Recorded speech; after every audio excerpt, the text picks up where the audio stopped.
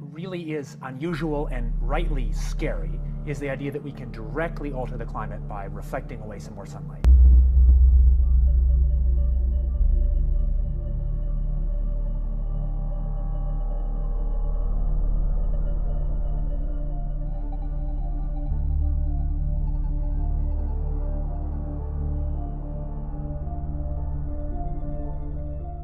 And that's scary because we have extraordinary leverage as humans. Our science technology, for better or for worse, has granted us that.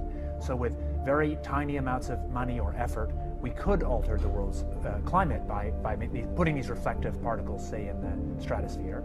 And that has profound implications, right up to big geopolitical implications.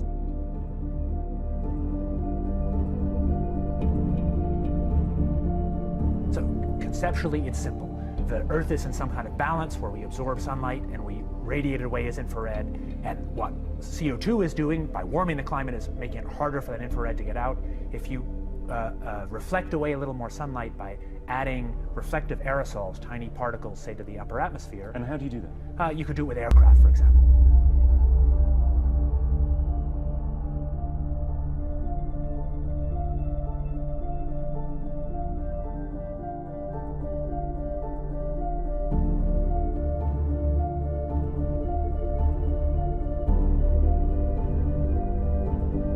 Hurricane Sandy slammed into New York City last night, flooding the World Trade Center site.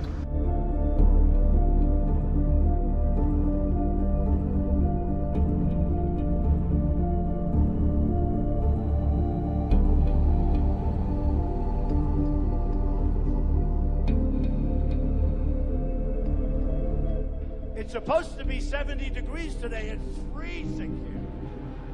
Speaking of global warming, we need some global warming. It's freezing. A crack more than 120 miles long on the east side of the Antarctic Peninsula, finally breaking off, creating a spectacular iceberg weighing more than 1 trillion metric tons. It's time to put America first. That includes a promise to cancel billions in climate change spending.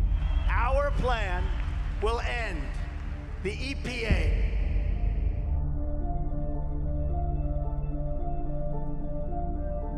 I'll read you the quote because it's an important one, and it comes from the Secretary of Defense, William Cohen, and it was at a DoD news briefing, April 27th, 1997. It was on a conference on international terrorism,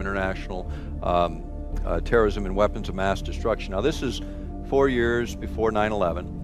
And this was in the DoD news briefing that followed. And what he said, and I quote, "Others are engaging even in an eco-type of terrorism whereby they can alter climate, set off earthquakes and volcanoes remotely through the use of electromagnetic waves," unquote. Now that's a powerful statement for a seated Secretary of Defense to make.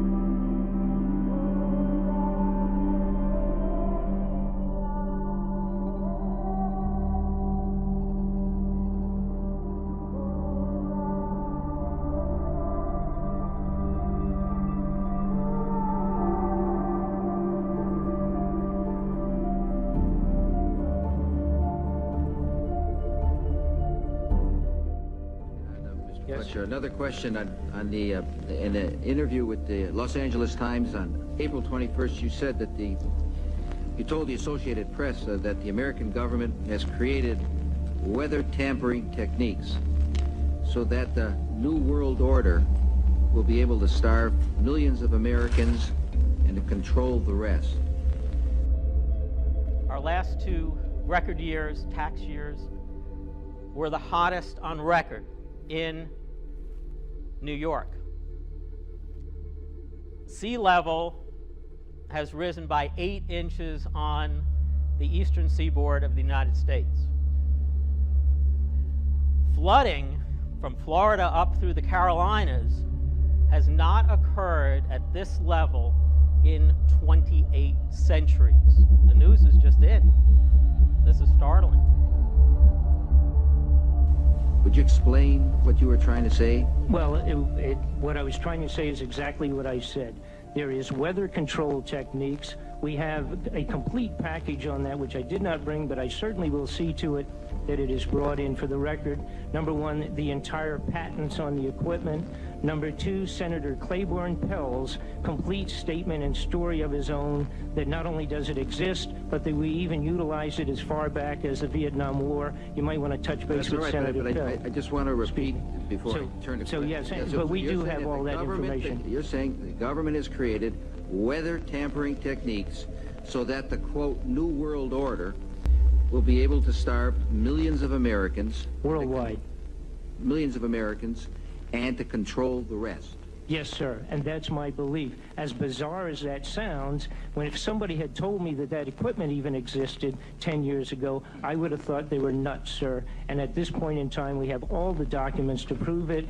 And if you think that 85 tornadoes takes place in the middle of our growing area by simultaneous accident, I'm sorry. With the equipment that's already set up internationally, and as bizarre as that is, it is proven and documented. We will supply you with those documents.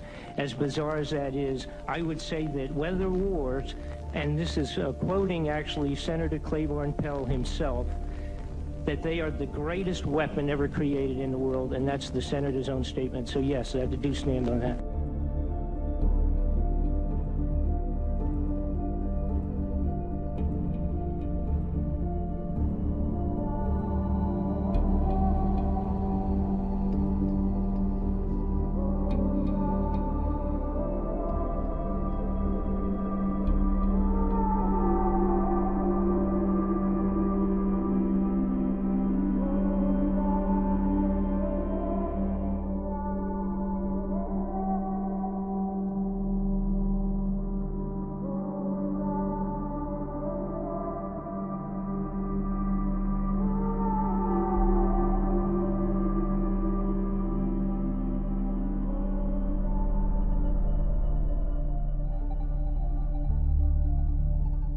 More than 20,000 passengers are stranded at an airport in China because the area is experiencing the worst fog it's seen in years. This is the Chengdu airport.